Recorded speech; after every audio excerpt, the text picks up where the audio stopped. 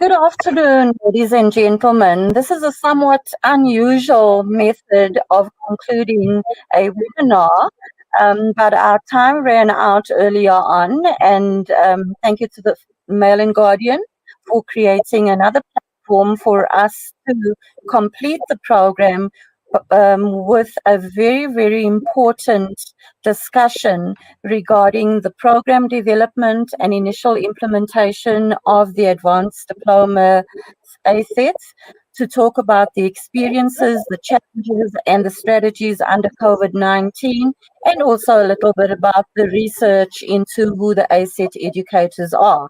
Just a bit of further background. The webinar is funded by the European Union, who is also the funder of the Teaching and Learning Development Capacity Improvement Program. And this particular project is part of the College Lecturer Education Project. And Dr. Sandra Land is the leader of one of the projects that was undertaken by DUT. Dr. Morgan Maputa is my colleague at the Department of Higher Education and Training, and he's a Deputy Director responsible for post-schooling.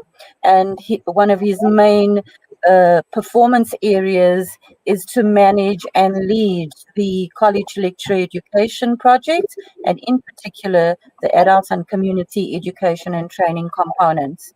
And lastly, my name is Michelle Matthew. I'm Director of Teacher Education at the Department of Higher Education and Training in South Africa. And I work across all the projects within the TLDCIP, as well as various other responsibilities. And I'm very happy to be part of the discussion that Dr. Maputa will be having with Professor Land. And hopefully I can get a chance to also ask some questions. So thank you very much, Morgan. Not Professor.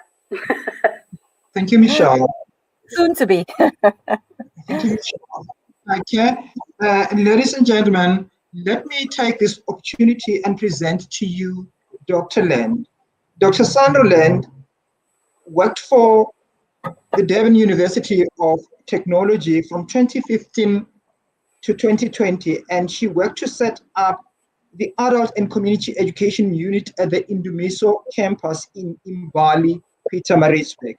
This included planning and starting to run the Advanced Diploma in Adult and Community Education and Training.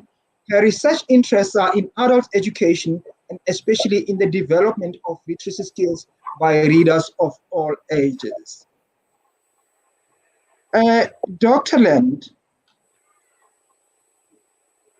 can you please share with us how you were supported through the entire journey of program development in the College Lecturer Education Project? Well, good afternoon, Morgan, and thank you for that introduction. So I can say that the support was in various forms. Is there some feedback?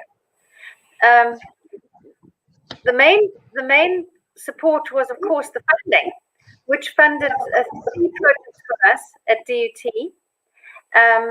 And one of them was the Advanced Diploma, we called it the PGCE Suite, or the Advanced Diploma Suite. So DHET funded us for development of 3 qualifications, and I was, the one that we're talking about today is the Advanced Diploma in ACET, the double T one, the one for teaching. So the funding enabled it all to happen, and the projects were great in that we were really very tiny staff. We were coping with no offices at DUT for a couple of years, so we worked from home.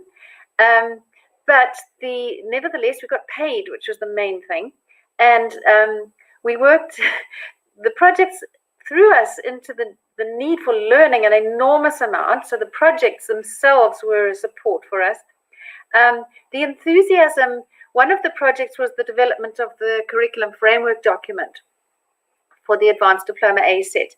And it was absolutely, I really was so grateful, particularly for that project at the beginning, because we met people who were involved at other universities. And thank goodness that happened before COVID, because we had a number of meetings. We all went to Salt Rock Hotel, and we spent a couple of days deliberating on a lot of issues, and we got to know people at different universities really well.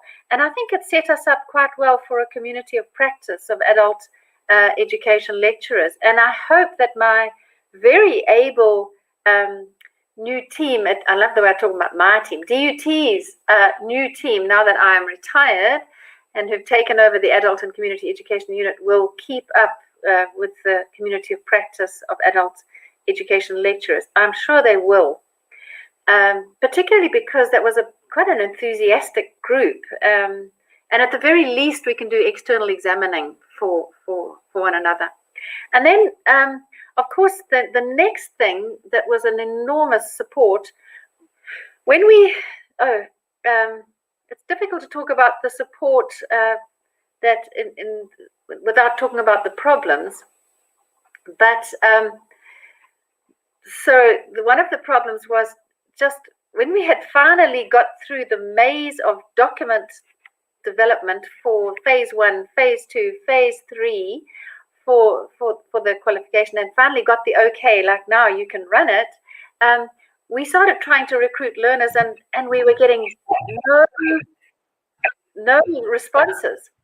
And then David said that DHET would be able to give bursaries. And from that moment, we were absolutely overwhelmed with applications. So that showed us that there's a huge enthusiasm and keenness among adult educators for learning, but they don't have the money to pay. And these were quite steep. I thought they were quite steep. The DUT kindly, after wailing from me, pitched them low in relation to the qualifications. Nevertheless, people had to find 16,000 rand for a part-time year. It was, and it was really difficult. So the bursaries that they got from DHET were the final element of support. Well, I could think of others, but for now, the bursaries enabled the students to attend, which made all the difference to us in starting.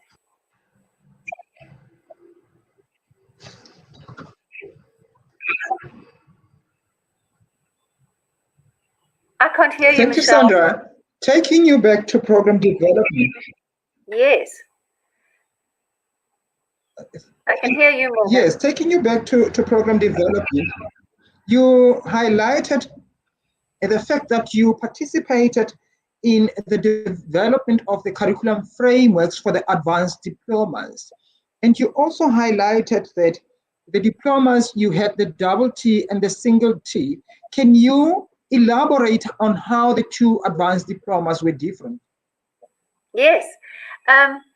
We opted for, at DUT, we opted for what we call the double T, which is different in 2 ways from the single T. And that is that it follows a prerequisite for it is that students must have a degree or a 360 credit level 6 diploma before they, in a teachable subject, before they do the advanced diploma ACET double T. And then the other restriction or condition associated with it is that the program, there's a lot of requirements, and there's a lot of prescription. The shape of it is very prescribed. The ACET single T is you have a free reign with what you teach, but it follows. It's people who have already learned to teach, so it's different. It doesn't follow a degree or a diploma. It doesn't have that prerequisite, and you can do. You can shape it. It was mentioned today in terms of its various management is one of them. It's almost for teachers to upgrade them, educators to upgrade themselves into different career paths as educators. So management is one of them.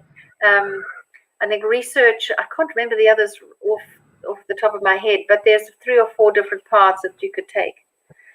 So the structure of the curriculum is completely different. And Salma did that one. So she can talk about, when you interview her, she would be the best person to talk to about the single T one.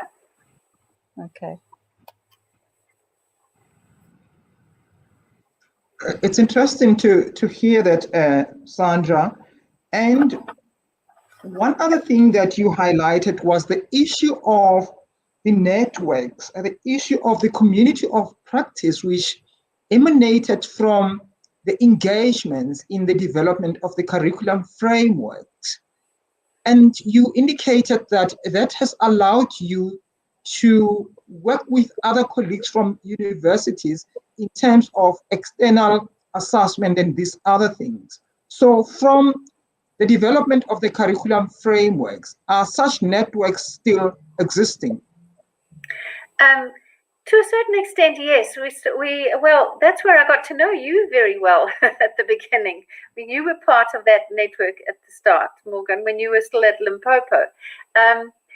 So, yes, for some, the connections are stronger with some of the people than others. The UNISA is still strong. We're in more contact with some universities than others, I would say, but I think that's natural. And we really, what Zama and Tandi, who are now running the unit, would like or soon going to do, is to have an online session with everybody who is there to see how much they managed to use that curriculum framework document. You know, it would be really useful to get feedback from that same community about, because they all said, we did a little evaluation at the end, and one of them, 90% of them said that they thought they would use it and show it to other people and it would help. So it would be really useful to know at this point, when they are further along in their development and their offerings, how much use it was. And then I'm sure that feedback would be useful for you as well in terms of new curriculum framework documents that you, for other learning areas and other qualifications that you will ask people to do. Yeah. I was really pleased that to hear yes, I think that would be from that this morning, from that document. I just couldn't, wow, that's just so good. Yeah. Salim was happy with it in that section. She was critical, that's why. Which is hard to make him happy. It's just it's unfortunate. I can't hear you well. I'm just speaking here and there. But I think it really sounds interesting that you need to keep on strengthening such relationships as you will be offering the programs. Definitely, absolutely, for sure. Yeah. So yes. Perhaps I might get in here. Okay. So just dealing with that particular question around the program development and the networks, I think Minister would be very happy to hear that you have initiated and strengthened those particular networks that Morgan was speaking about. Around the program development as well, I wanted to ask you, Sandra, whether you, if you could give advice to the DHET on further, if we have further projects, on how we could improve on our support of those projects.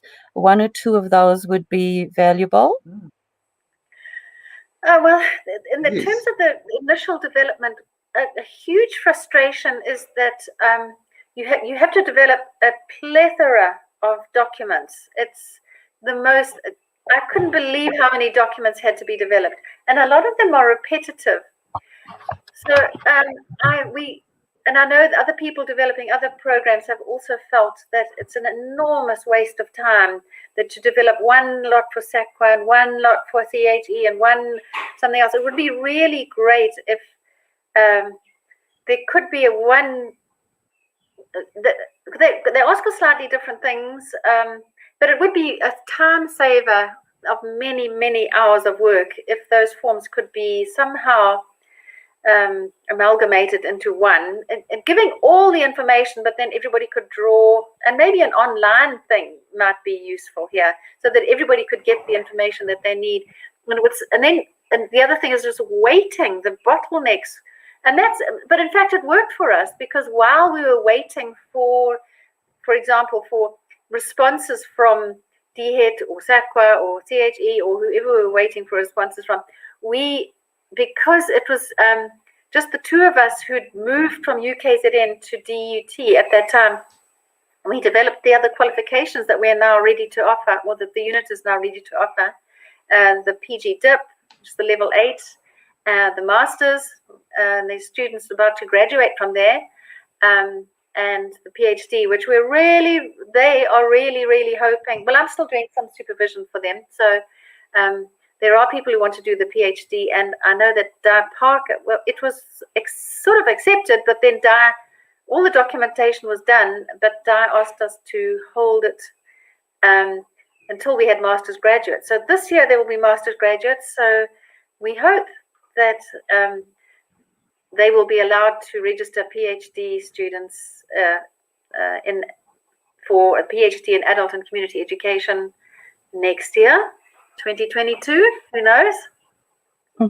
Thanks, Sandra. And I know that you did some research on who are the adults in community education and trainers and what are their needs. So my next question would be related to the implementation in terms of the cohort of students. Can you give us some kind of profile of the students that registered for your program? Thanks. Yes, I'd love to.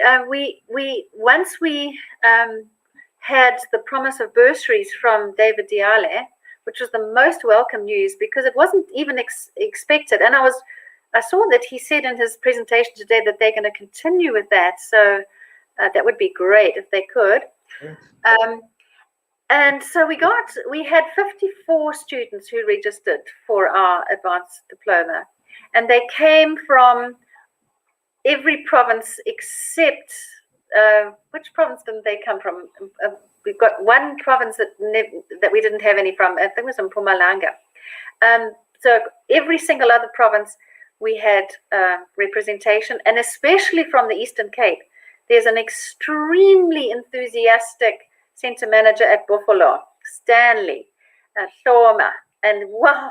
In fact, in this year's intake, the new team at DUT, at the adult and community education unit are working with, are mainly from the Eastern Cape. So he's a powerhouse in the national system. Stanley Sloma is a powerhouse all by himself. He has got funding, he's recruited people. If there were 100 Stanleys, the system would be different. Anyway, amongst the 54, so they came from, I think in this, I have to sort of move into talking about problems as well. So I'll talk about their needs at the same time as I mention some problems, but interrupt me if you want to. So the logistics of getting the 54 onto a 2-year part-time program were considerable. So because they couldn't afford to pay for their own accommodation, and they certainly couldn't come and spend long times, we decided on a model of 1 week of jam-packed lectures for each module. And in the first year of this part-time qualification, we ran 2 modules in the first semester and 2 modules in the second semester. And then, so they got themselves to Maritzburg. I was hoping to put them in DUT accommodation and DUT reses. I was thinking, DUT's got no money. We know it's a poor university. It's not well-resourced like some of the other traditionally wealthy universities. So I thought they would welcome the chance to get a little bit more money and accommodate the students in that time in the reses. I thought I was being quite smart and making the most of the resources available. And that proved impossible, because I was just never, they said they had to repair the reses, they had to fumigate the reses. They were just not available. And I really think they need to revisit that in the future, because then we went from pillar to post, trying the off-campus reses. I visited, it was a nightmare.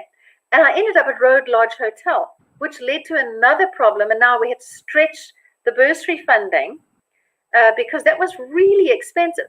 Although they gave us a special rate, and although the students behaved well and they begged for us to send the students back another time, then COVID arrived and solved the accommodation problem. So we were forced to go online, and then this brings us more to the profile of the students. So we had an incredible range. Once we got them all there, we became aware of the range of ability, education, computer literacy, context, expectations, confidence. We had the widest possible range, and what was quite amazing was how well everybody within that range gelled in that 1 week. It was actually a really great week, and I think the students really enjoyed it. We had a lot of feedback sessions, and a lot of them had been really nervous coming to a university. And I think without it, they thought there was one student who dropped out was there's some interference there that I don't know what it is. One student who dropped out was less than enthusiastic, but overall the support they gave one another, the friendships that developed, the camaraderie, the laughs in the class, it was really a great week. And the comments in the assignments afterwards were things like, "I am discovering my potential," which I thought, well, wow, you can't get better than that. My eyes are open. Lots and lots of those engaged thoroughly. So we had some people who were touching a mouse for the very first time, and other people who were very well able to engage with computers and the internet. We spent most of the time in one of DHET's quite well-equipped computer labs. And accessed, so it was launching them into the new way of being. I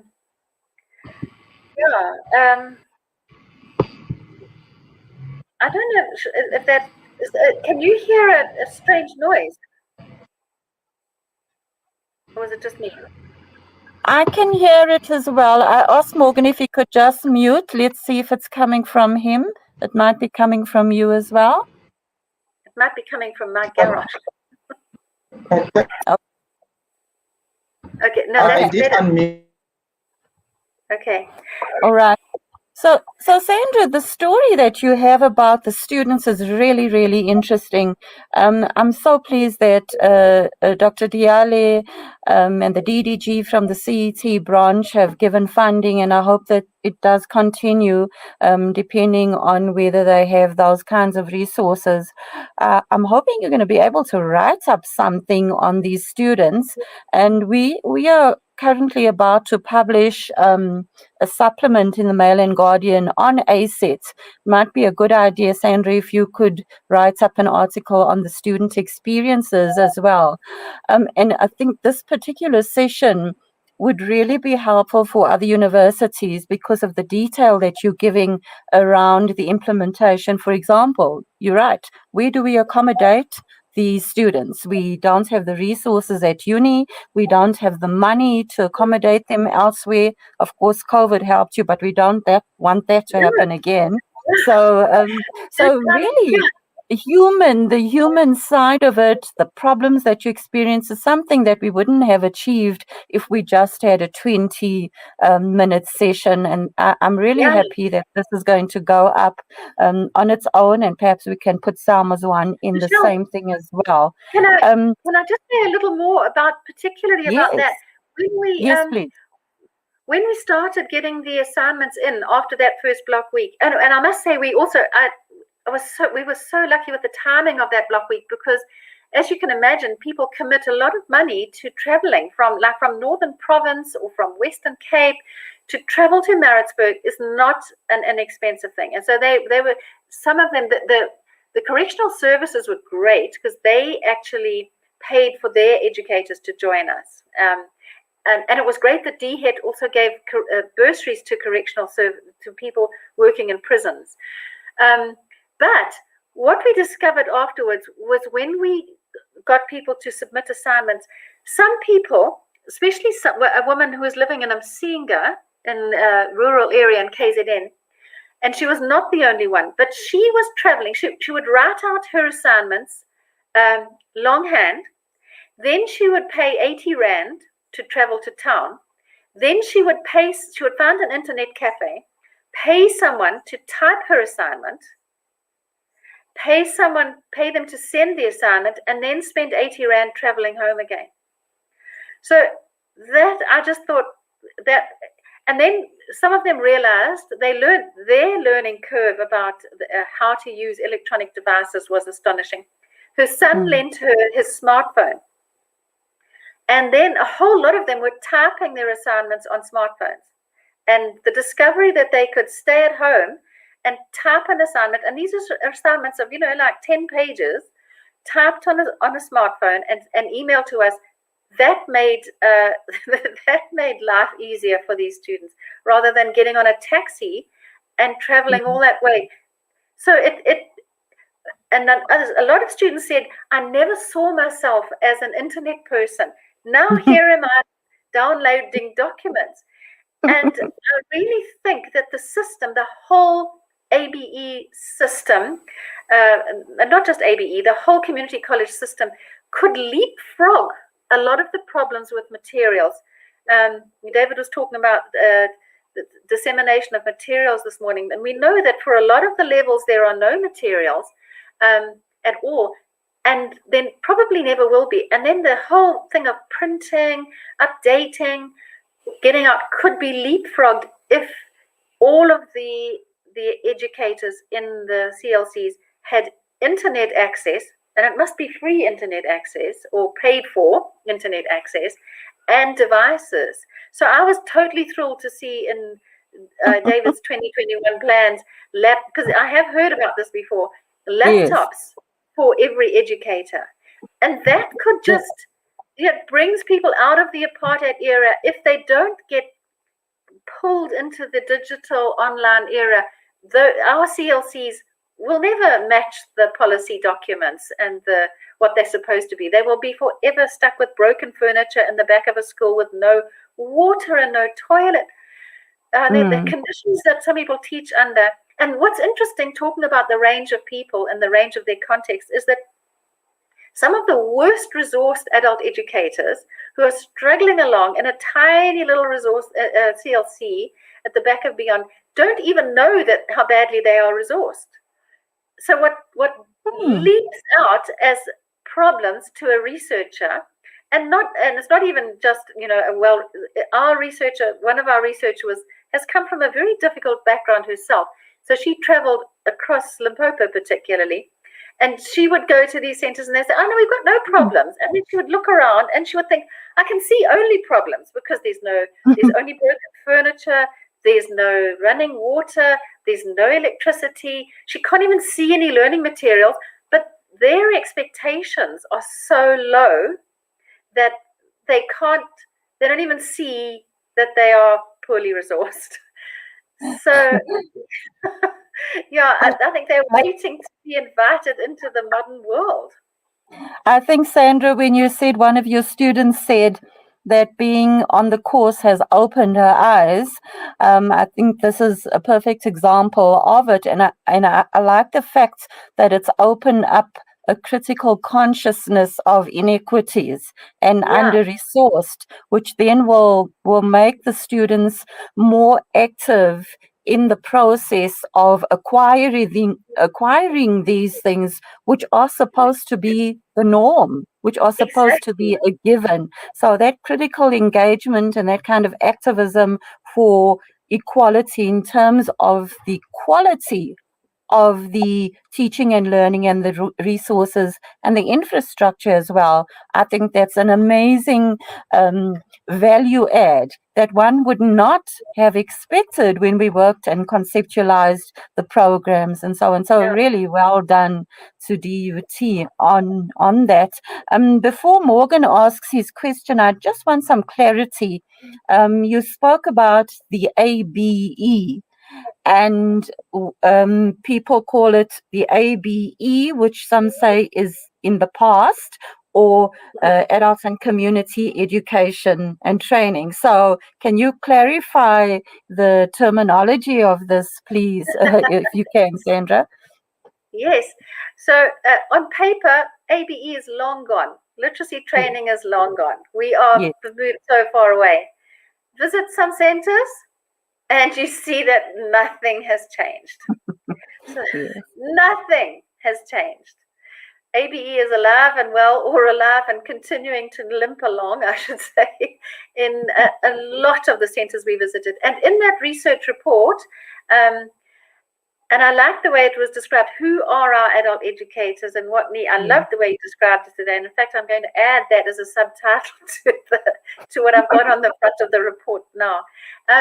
So, yeah, they lost my track. What did you ask me, Michelle? I was asking you about ABE and ACET. Yes. So yes, so those educators are still teaching what they've always taught, the language, although it's a name change for them, and the substance is they're still doing literacy. They're still the stories of how they have to go and borrow the grade 2 book, and then they want to photocopy it, and now the schools, if they've got a photocopier, they say, no, we don't know you anymore, now you're DHET, we don't know you anymore, so they won't let them use the photocopier. So the old limping along literacy, we would like to think it's in the past, but no. So and that's a fundamental issue, Sandra. Because we're talking about professionalization, and I mean, it's not within our realm, Morgan and mine, in teacher education, which is the university branch. But if, remember, someone was talking in the earlier webinar around evangelizing technology, etc., and also about looking at robotics, etc., as though and that's pie in the sky if we don't have the basics. So what future then? Salim also said we can't just focus on literacy and numeracy. We have to look. Yes. So, but there's so much need for literacy and numeracy, and yet we're moving a bit higher up. So if you're talking about access to higher education or professionalization, literacy and numeracy is at the beginning. So I think that's an important part of community development, I would say. And it's such a pity that the resources are not there. So what would you say to anybody who in government who might be listening to this conversation? What would you ask that person? Well, I would say I hope that they're going to devote some resources, if there's any left over from the fees must fall, to leapfrogging the whole. Don't spend money on the old way. Just leapfrog right into an electronic, digitalized age and supply, because there's money saving to be made there. Instead of traveling so much, and there's a lot of like information, marks and registers and all the enrollment information can be sent electronically rather than couriered. So there's a lot of money saving that can go on if people are supplied with basic devices and data. We know the cell phone companies have been charging. Speaking to someone from Australia, I know that if you're buying data in small amounts, it's the most expensive. And it's 30 times what you pay in Australia for data. So I think that's a reflection of our country, of our inequalities. Companies are making enormous profits from people who can who can afford nothing.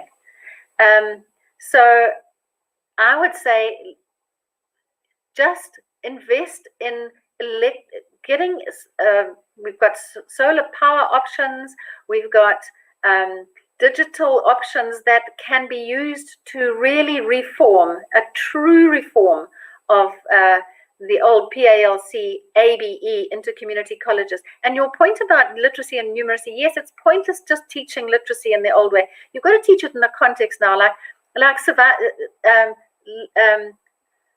livelihoods. How can people, how are they applying literacy and numeracy skills to the cell phone, to accessing information, in order to know when to sell their green bean harvest, in order to make the most of their chickens or whatever.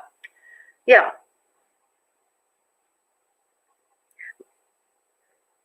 Morgan, I think Michelle's waiting for you to ask me a question. Yes, I was just going to say, is that similar to the Paulo Freire way of teaching literacy, is to link whatever the pedagogy is with the actual livelihoods of the people? Yeah.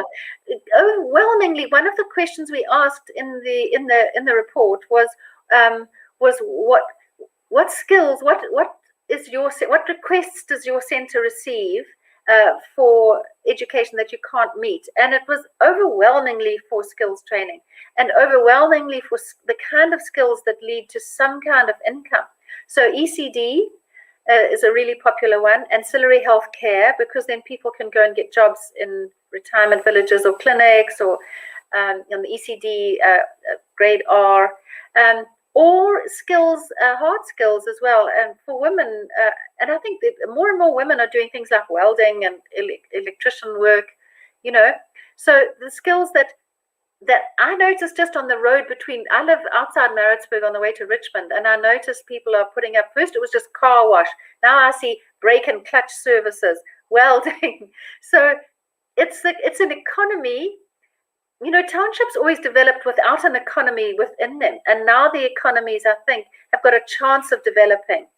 I noticed it in Soshanguve, also visiting centers there, that there's services are now offered within the township. So I hope that they're not stigmatized. I know that some people would prefer to go to town and get the old established, but if people use the service next door, then the money stays within the community, and people may find a way out of poverty in that way.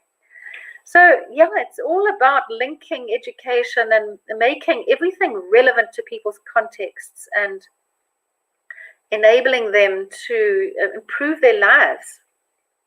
And if education isn't improving your life, why do it? And I think that also speaks to the horrifying drop in numbers. I noticed David was talking today about the 2020, the first quarter. He said 180,468 learners. That's down. That's half of what we were some years ago, and we're still talking about a target of 1 million in 9 years' time. We've got to become more attractive in the community learning centers. And at this point, we've got one of the, you might not know, Michelle, that one of the lecturers who replaced me at DUT has been moved in DUT to another position. He's now the director of the Mbali Education Precinct, which I believe is close to the minister's heart. And I'm hoping that we will be able to, because I would like to be involved as an outsider. I'm now a research fellow. I'm no longer a paid member of staff, but I want to be able to be involved in a community learning center as part of that precinct, where we do cutting edge experimental model stuff and work it out. So the idea is to start that. Joe? Yes, is Dr. that Dr. Joe? Very yes, it's one of the projects that the European Union is funding for the first 5 years.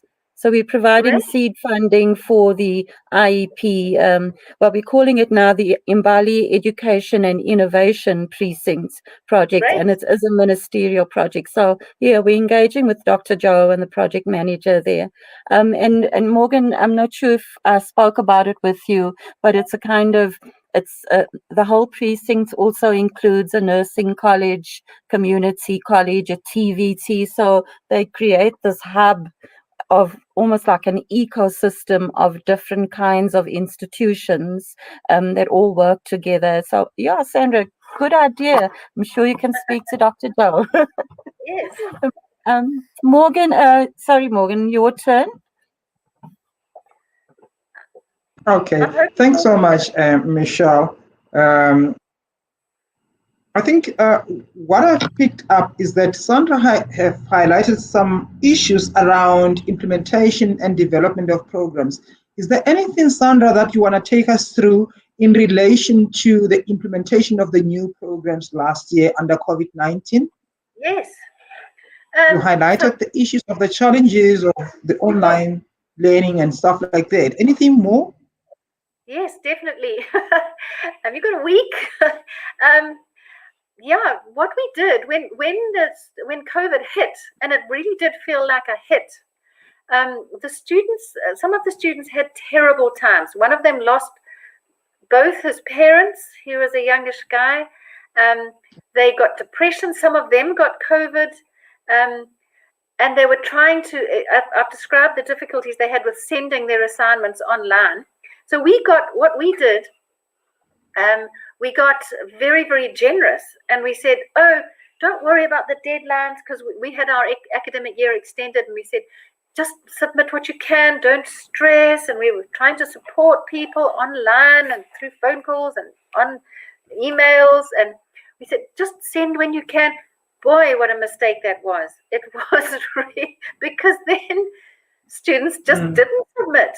And we ended up begging them to submit, marking things that we received like at the last minute before marks had to be submitted.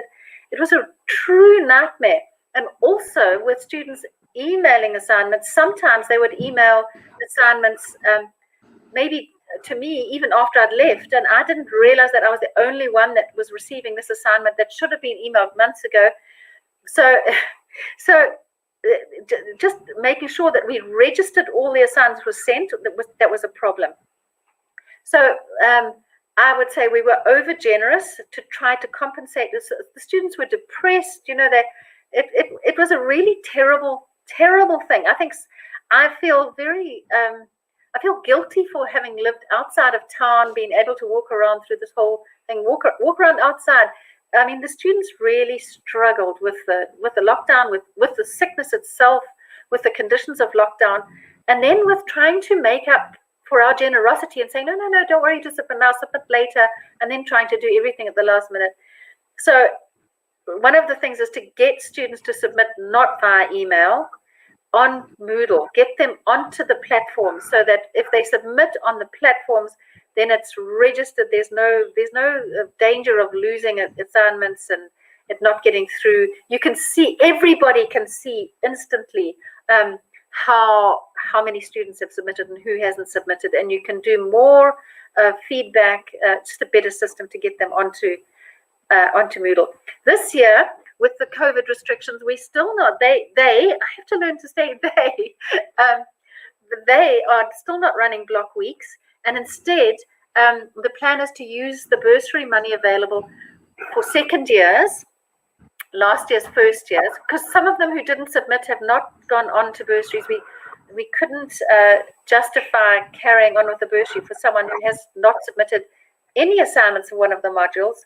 So only those who have passed most of what they should have passed are getting bursaries. And some of that bursary money, the plan is to give them each a laptop. And I know that will revolutionize their lives in terms of just typing assignments, just simply typing assignments, being able to read documents. Reading documents is possible on a cell phone, but it's not easy. And so just having a laptop, and I really want to track them as part of my career as a research fellow. I want to track them and just look at what a difference it makes to get their assignments on a laptop. Some of them had quite ingenious arrangements. They stayed up and used the midnight data, but they would borrow the laptop from the next door neighbor who was using it during the day. And then the next door neighbor's house, somebody in that house would get COVID. So then they couldn't borrow the laptop anymore because they were worried about COVID coming over the fence with the laptop. So that's some of the strategies for dealing with the problems in the range. Oh, and also for some of the students who are who have not developed a great deal of computer literacy, there needs to be some computer skills training at the beginning. Yes. And Yes. I noticed that was also featured in the plans for David, for DHET, for the students, for their educators, Yes. computer skills training. But Yes. you really, when you get, David told me the figure for bursaries at the beginning, I was thinking, oh, well, that's jolly, fantastic. It'll pay for everything. And then you realize, no, hang on, you've got to be really frugal, and you've got to stretch this as far as possible. And there's no frills, even if it sounds like a big amount. It's really a crucial skill to use that money for the best benefit of the students and the staff. Absolutely. Yes. Sandra, you had 54 students in first year last year. Yeah. Am I right? So what is the pass rate? I'm thinking in particular because of COVID and students not submitting assignments and hence could not complete or get a laptop this year. Yes, the pass rates ranged from, it would have been so different, but the pass rates were down to only 70-something% for some of the modules. Yes. And then, it was really just a case of not being able to submit the assignment. We gave students second chances as far as possible, because not being face to face, if someone sends you a draft of something and you see, we worked out this method of, if someone, in order to be as developmental and make every single contact a learning experience, if someone failed, we tried to give everybody second chances for submitting. But if you had got your assignment in after the due date, we said you couldn't do more than get 50%, even if it was a brilliant assignment, because otherwise it discourages everybody from submitting on the due date, and then you have complete chaos.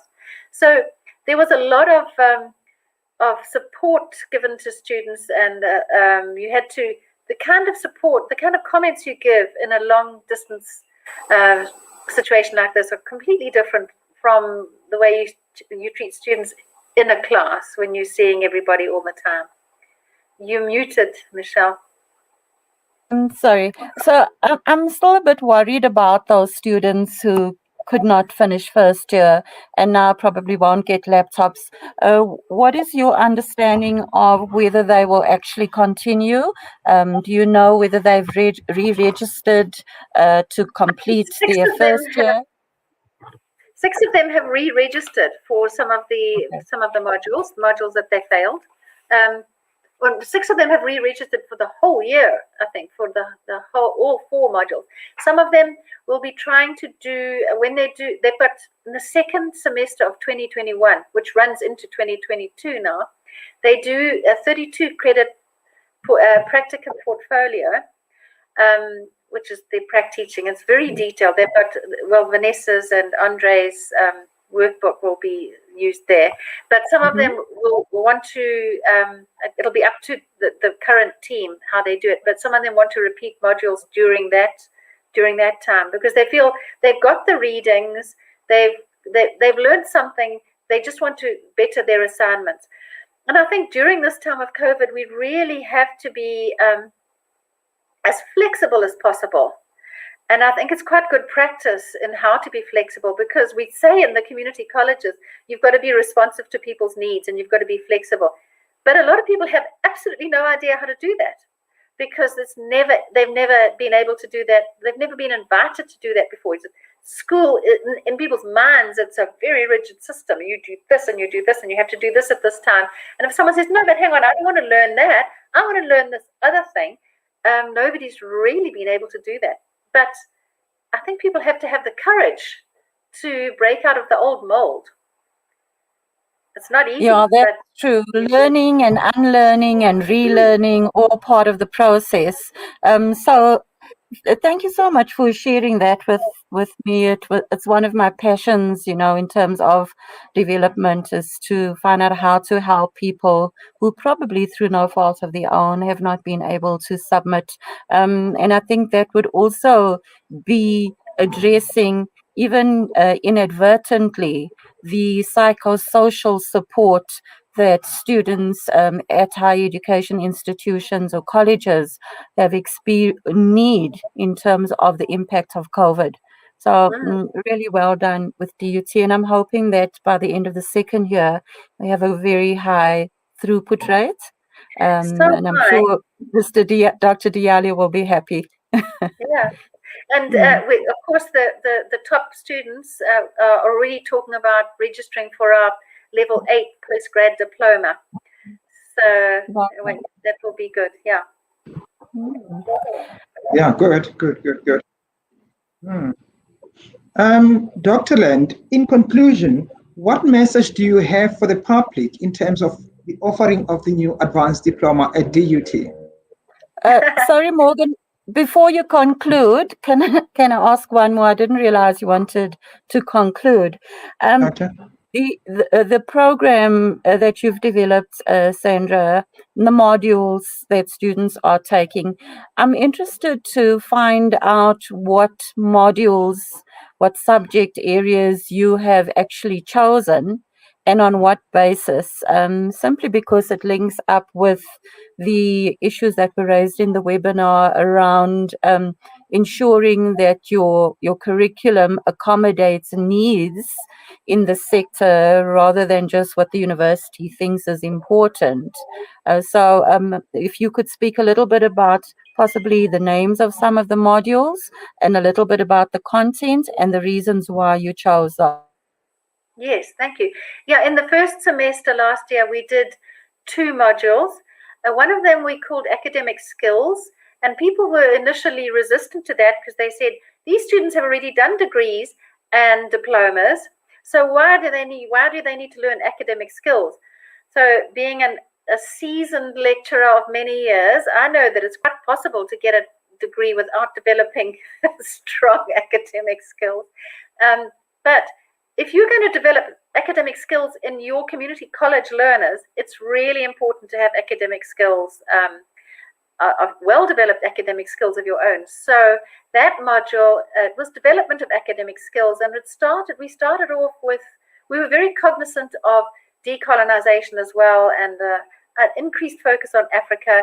So we started off focusing on Africa, and we started that block week with, I asked everybody to come with an article that came from any news media, but a lot of them cut them out from newspapers, on any other African country. And then when the introduction was about trying to see how many people knew the names of African countries and a little web link thing, and developing a picture of where they got there, talking about the concerns in Africa. And it worked incredibly well to open people's eyes about just knowing, reading maps in Africa and other countries in Africa, and this is what adult education can do about these problems. So that I loved that, because it helped. And then they had to learn how to do a PowerPoint, and they learned how to make links between theory. The other module in that semester was, we called it History and Theories of Adult Education. And it was the main theorists, and we tried very hard to get people to link the theories that they dealt with in that session, in that module, to their own practice and to problems in society and to learning needs in Africa. And we tried to get people to notice differences, because it's quite possible you can read. We as human beings, it's funny how much we can switch off in our minds. So it's quite possible to read articles and think you're really thinking about them, and not notice that they're coming from diametrically opposing points of view. So we tried to develop that critical consciousness as much as possible. And I think for some students, it really worked. And in fact, it was one of the best teaching experiences in my entire career, was just watching people sort of, even at a distance, sort of going, wow, I had never thought of that, and I didn't see that, and now. So it was the development. I think the development that some of the students went through was dramatic. And then in the second semester, we did policy and practice.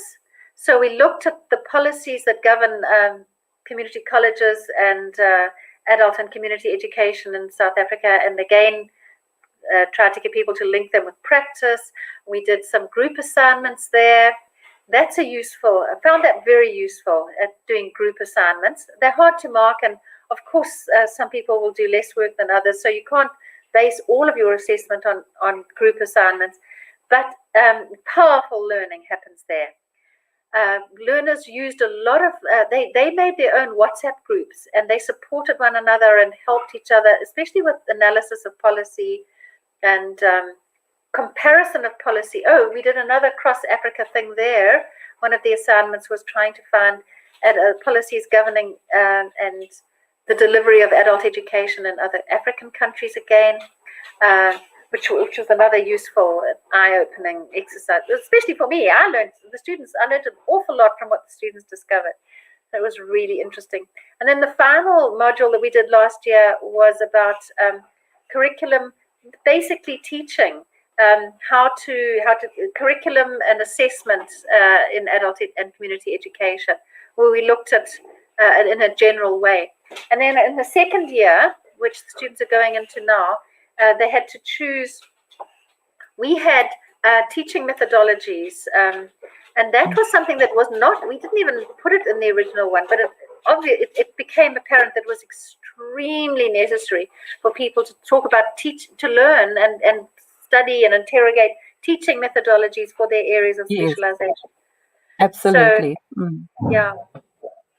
And a surprise one there that we didn't have on our list. We've got 11, and we've had to narrow it down. I think they're offering 8 this year, so we had to consolidate people into 8. Just couldn't offer, because you can't offer a module to 3 people.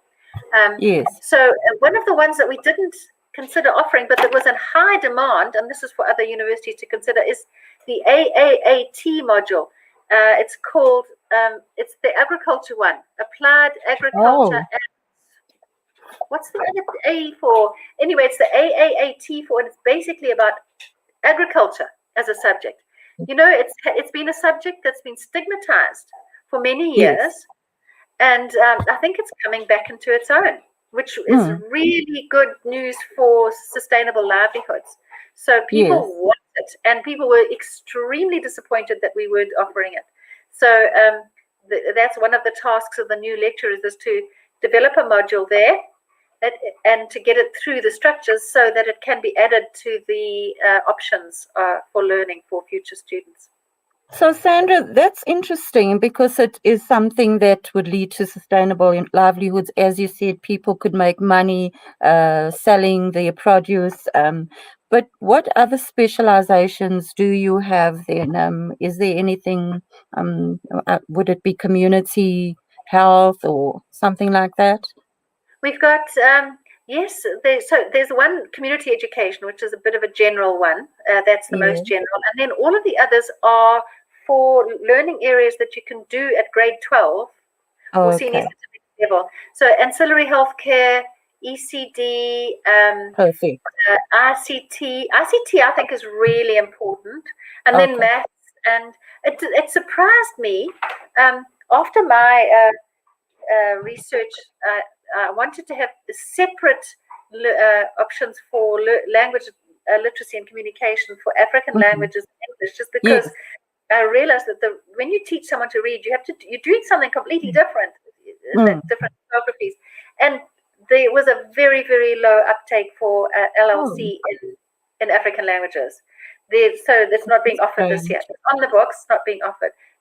English is being offered, and so because it's not being offered, I hope that they'll have a little section on the differences between reading and writing across different orthographies. And apart from that, there's what I think I've mentioned most of them. There are 8 learning areas that they're offering. That's fantastic.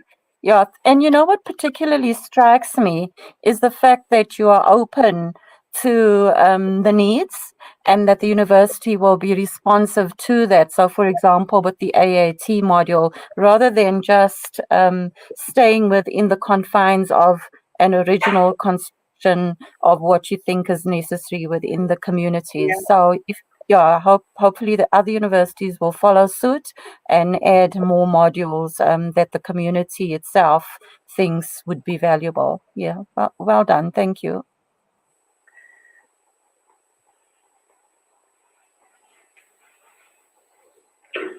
Back to my question, I was saying in conclusion, what message do you have for the public in relation to the offering of the new advanced diploma at DUT? Well, I think judging from the students' feedback, they have gained a lot from it. So they see it as something that has changed their lives as adult education practitioners. So I think it's a very valuable one. I hope that the plans that David Diale outlined in today's session come to fruition so that learners return to the adult education centres and the jobs are created, because it really does depend on attraction of learners into the public adult learning centre, community colleges. So yes, as long as the offerings are attractive, I think learners are very ready to come, and the enthusiasm of the educators is clear. So yeah, it's been a pleasure for me to be involved in the development of it, and I just hope people find it useful in when they finish and carry on in their careers.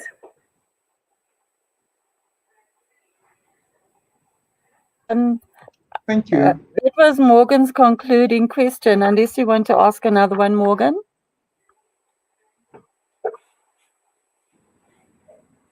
Yes, you can ask, Michelle. No, I was asking if that's your last question. Okay, so no, it's I can't okay. hear you well. Okay, no, not a problem. Just wanted to end off by making a comment to Sandra, and that will be the end of my participation, and then you can wrap up. Sandra has been in adult education for years. When I lectured at UKZN, she was already an institution at the end of the corridor in the Centre for Adult Education. And so that's many years ago. And I'm sure you did work before I even became part of the faculty there. And I meet you up again, with you again at DUT in this kind of work. And I just want to say, Sandra, that I hope that your retirement is not going to mean an end to your invaluable contribution in this very, very important area and all your experience that you have. And I'm sure the legacy that you've left at DUT will be continued and hopefully improved upon by all the colleagues that have worked with you and who will be now continuing with the work itself. So all the best to you, as well as to the colleagues that are continuing with the work in the centre. Thank you very much for everything that you have done during the course of the projects funded by the European Union, and you leave us with a wealth of information, thoughts, ideas, not only for us at DHET, but for all the universities and the other stakeholders, national or international, who have listened to your experiences as you developed, implemented, and did research on this particular qualification that you have developed. Thank you very much, and that's it from my side. Thank you, Michelle, for those kind words. Thank you so much, Sandra, for sharing. Carry on, Morgan. Yeah, thank you so much for sharing with us, this whole lot of information that you gave us during this interview session, and we really appreciate that. Thank you so much. Well, thanks very much, both of you, for your support and your kind words, and the best of luck as you carry on into the future. So, yeah. Thank you, Sandra.